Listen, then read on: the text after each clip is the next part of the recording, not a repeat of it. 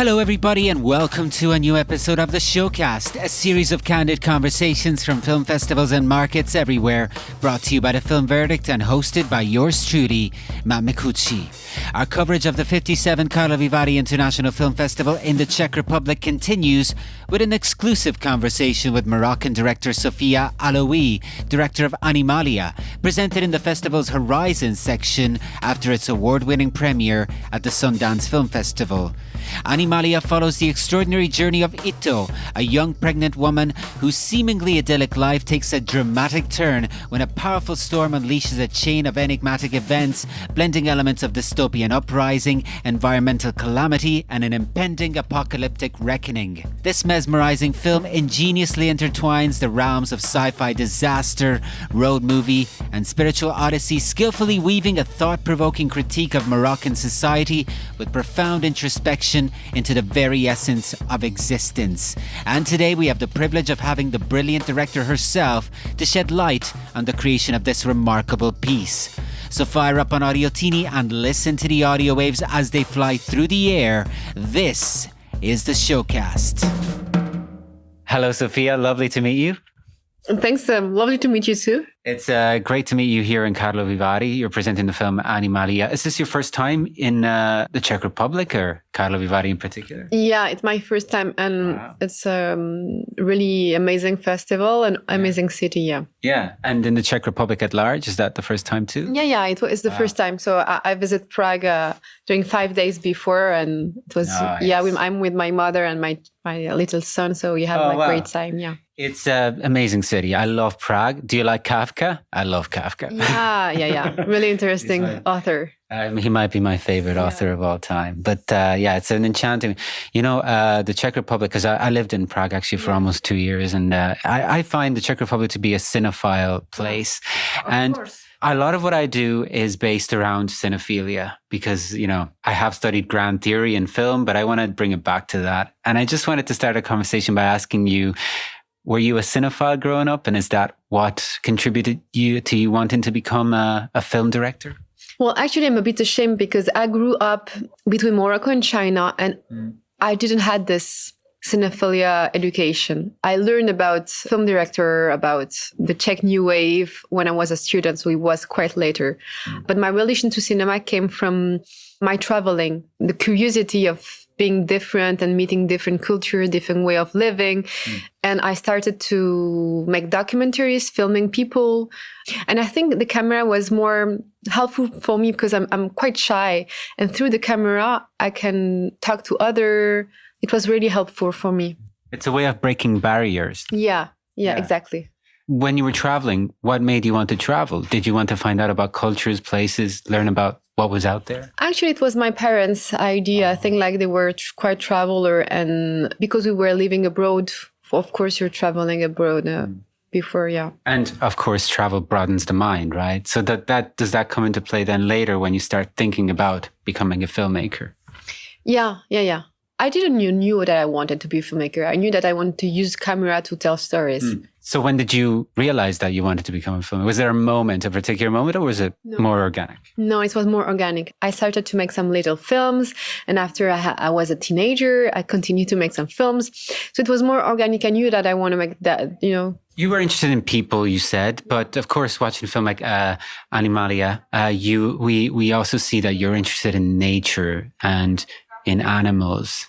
So has that always been the case, or much like I asked you about cinema, did you slowly awaken to nature too? Actually, it's really funny because I grew up and I used to live in really big cities. Beijing is a big city, is really polluted. I was born in Casablanca, which is a really messy city. I live in Paris, all messy cities. Yeah.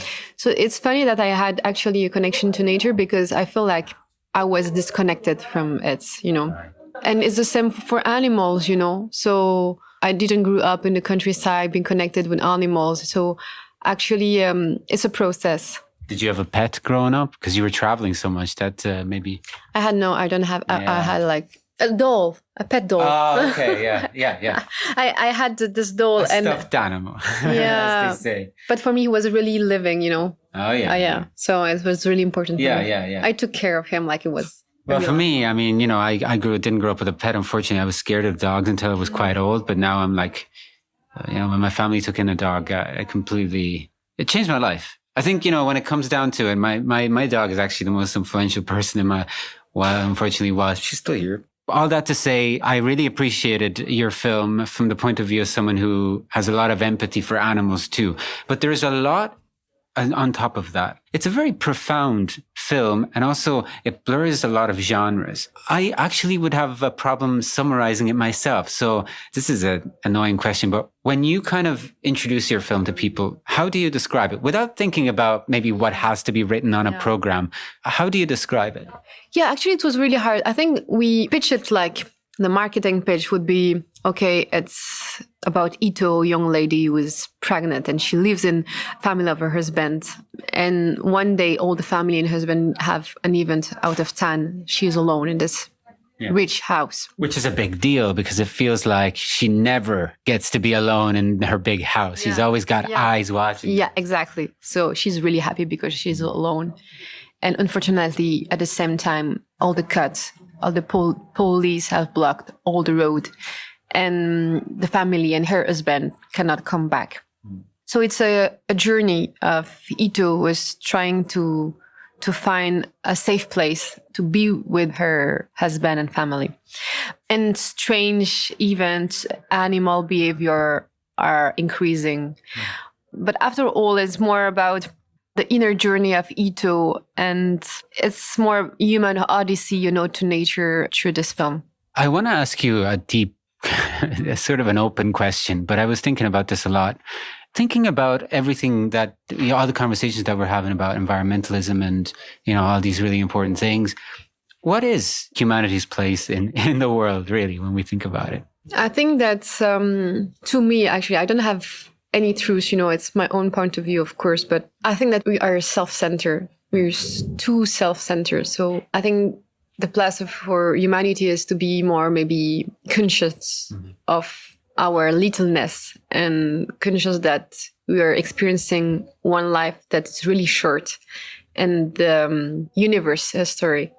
And we should be aware and taking care of what is surrounding us. Speaking about humanity being sort of self-centered, another thing is this film is obviously primarily a woman's journey, not exclusively, but primarily. And one of the things that I found that I wanted to draw attention to as well was that when we see her visiting these places, we also notice that there is a lack of other female characters. And it seems like she is, for one reason or another, breaking down barriers by simply entering a place.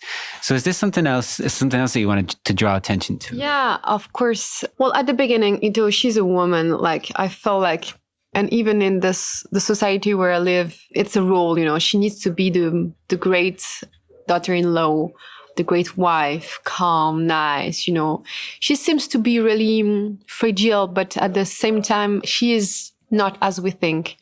And religion and how the world is, we put people in little case, little boxes, and we define who you are, who you need to be, how a woman should be, how a man should be. So it's also about the emancipation of Itto and how the society has created a barrier between man, woman, how you need to be as a woman, how you need to be as a man. Speaking about gender, of course, that's one of the divides. But then is that also the case between humanity, nature, and animals? Yeah, exactly. For me, all is connected, There's no... Our soul experience a life experience in this planet. And man, woman, animals, trees. We know now that trees and the forest are communicate to each other through, a vast, I don't know how to say, it's... sophisticated language. Yeah, sophisticated. Yeah. We know that. It's scientific, so we know all that. We know that there is, maybe 100 years ago, we call it magic. But now it's science. Science has proved that something else is here surrounding us. So, I just wanted to question the barrier and how the society as being, created. But then again, even in your film, there's a really fundamental problem, isn't it? The rich are really rich and they maybe can afford to think about that, but the poor are too poor to care. I mean, they're trying to survive. Yeah, of course, the story is settled in this society, in nowadays society, but actually it's about the disconnection of our world. As I say, we live, the rich people in Morocco and now are richer, and after COVID and the crisis are richer than ever. Yeah. And the poor getting way more poor. We know that we are going to the catastrophe ecologically, but the rich people doesn't care. They live in their own reality that they are created. And in my film, this is they live in this house with this amazing swimming pool, amazing garden, and all around it's the desert. It's the desert, and it's tough. And it's tough, yeah, but it's part of the reality of Morocco. Also, it's difference of way of living of people, and this idea of capitalism in our society has permit those. We talked about science, but are you a spiritual person as well? I think today the word spiritual, it's a marketing name. I see on Instagram people are posting, "Oh, I'm spiritual. I'm doing yoga." So it's really hard for me to put something. I just think that I'm questioning myself, and I'm questioning because my mother, she's Christian. Yeah. My father, he's Muslim. I grew up in China, which is not a Christian and Muslim country. So I was surrounded by all those beliefs. So I'm just trying to find my own way and trying more to understand how the world is and works. Because I grew up in Morocco, which is a really Muslim dogmatic country, I was just trying to understand what is behind the dogma, because we are respecting, a lot of rules, the rules of the society, the rule of the tradition, the rules of the religion. But I just want to know what is the sense of it. So that's maybe the path of my journey. Yeah. We see moments in the film where rules are subtly being stepped over, but it somehow brings this chaotic situation that could be an opportunity for evolution, which I really appreciated that, without spoiling anything. But another dimension to this film, speaking about all of these different blurring of limits, there's also a cinematic side, because the film starts with these shots of a huge mansion and empty rooms that I could dedicate a whole podcast to, by the way, because I thought it was a great start. And then, though, progressively it becomes a sci-fi, becomes a horror. So you're also blurring genres from a cinematic standpoint. So talk to me about that. I mean, what is the genre to you, and in what way do you like to play with them? And are you conscious that you're playing with them, or do you just impulsively start to create something and then realize later, oh yeah, this is, I'm blending this and that? At the beginning, I just say to myself, okay, I'm going to make a science fiction movie or trying to use genre to a comedy. I think that experience when I'm writing, I'm really, it's like a video game, I'm really experiencing what Itto's going through the script. So when there's part of comedy, we know when the family lives and she's alone, like burping, eating stuff on the couch, I felt like I wanted that at this moment. I felt, okay, the family's gone. I want to break free and do that. So it's more, I didn't say to myself, okay, I want this comedy sequence. It was more like, okay, I experienced what Itto is going through. So I create a comedy situation, but it was more like organic before. Yeah. And I think I love different type of films, kind of horror films, science fiction. I love everything. So I think it was more organic. I didn't say to myself, okay, I'm going to use that. And in terms of that scene where she's burping on the couch and eating and, just being completely free, it's funny, like a moment like that is rarely seen in cinema, isn't it? Where just, especially, a young woman is always, in mainstream media especially, almost depicted in an ideal way. Then it's something liberating about seeing something where a female character is absolutely real and just letting herself go. Did you feel that way also in representing maternity? Because she's pregnant, and that's also very, very important. That is funny because you're not the first one who told me about the idea. Because after she's going to the toilet during the night, and we heard peeing. I think that would shock some people, wouldn't it? Yeah, someone say, okay, why did you keep that scene where she's peeing? Like, it's not good to see women peeing like this. Like, well, I'm a woman, I'm peeing in the night. So I've seen many males peeing, going to the toilet. And in movies. And in movies. So, and I don't know. No, and what was the problem? And I think that we need more women who is burping, women who is peeing at the screen. Because actually I'm a woman, I'm doing all that. Yeah. And I felt like the power of cinema is also showing stuff that the truth of our lives. And because I say society create dogma, creates the little boxes on how women should be, but cinema is also that, because when you're watching amazing woman, perfect woman on screen or big stars, I think it's as you grew up as a woman is complicated if you don't have like any other vision. You know what I mean? And so it's even worse, I think, when it comes to motherhood, because up to not too long ago, mothers were perfect and they sacrificed themselves for the good of everybody in the family, even though that would make them incredibly unhappy. But that was almost their role. But here, this is a different presentation. It's a modern representation of motherhood. Yeah. Does it come from personal experience? Well, actually, I gave birth 5 months ago, so I gave birth of Animalia before. Oh, wow. Okay. But actually, it's me. I'm the same person, but that's true that there's a lot of, when we're talking about little box, we put a lot of pressure on how to be a great mother. And speaking of Morocco, unfortunately, I've only been to Morocco once, but Tangier, it's got such a great cinematheque. And the Medina in Tangier is one of my favorite places in the world. It was unbelievable. I was drinking mint tea and just sitting there. I need to film you say that, because Moroccan people will be so happy that Tangier and the cinematheque. It's beautiful. It's a beautiful, beautiful place. Oh, I could talk about the airport in Casablanca too, which I was one of my favorite airports. And it's been a few years. Maybe they've renovated it, but to me, it was like so great. Anyways, what am I saying? I wanted to tell you though, isn't there, like, when we talk about Moroccan cinema, I remember up to a few years ago, it was almost like we weren't really seeing that many films coming out of Morocco. Is it challenging to make movies that are based in Morocco? Do you feel like you're somehow breaking new ground, especially in the modern times?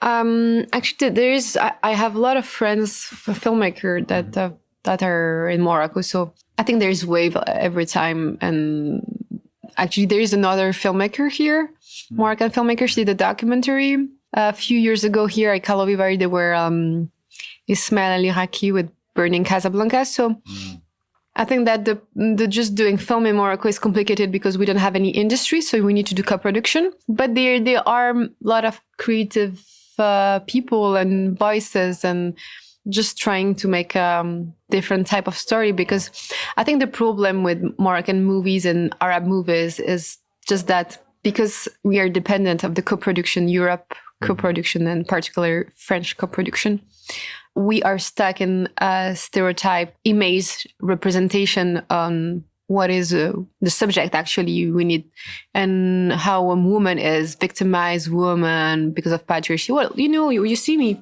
I'm a Moroccan woman, I don't wear hijab. I'm not slave of Islamist country, which is really, really bad, Yeah. So we need other representation, and we need Europe to help us, and that living in an Arab country is not, there's not one way, and there's different voices, different type of way of living. So, yeah. Yeah, you don't want to conform to what they are telling you that you should say that Morocco is, but you want to tell it not how it is, but how you see it. Yeah. Because the authorial voice is important, right, for you? Yeah, but the funny thing is that one day, I swear, I wrote a story and a woman, French woman, says, but this is not the way that it happened in Morocco. I was like, You're teaching me like, how is it in my society? Or you have a representation that you would love to see in my film, So this is crazy. So I think we have a lot of work to do on the north and south. Yeah. There's a lot of work to do. Are you ready to take on this task? Well, a lot of, I hope that many people will join me in this cause, because I think that it's a colonialism problem with France and different countries. Yeah. Sofia, it's been an absolute pleasure speaking with you. Thanks very much for joining us. Thank you so much. Thank you. And that brings us to the end of another captivating episode of the Showcast. We hope you enjoyed our insightful conversation with Sofia Alaoui, the visionary director behind Animalia. As we explore the intricate layers of this genre-defying film, we were reminded once again of the power of cinema to provoke thought, challenge societal norms, and delve into the deepest questions of our existence. We extend our heartfelt gratitude to Sofia Alaoui for sharing your creative process and shedding light on the rich tapestry of themes woven into Animalia. Remember, cinephiles, to stay tuned for more exciting episodes of the Showcast, where we continue to bring you candid conversations from film festivals and film markets around the globe. Till the next time, from The Film Verdict, this is Matt Micucci signing off. See you soon.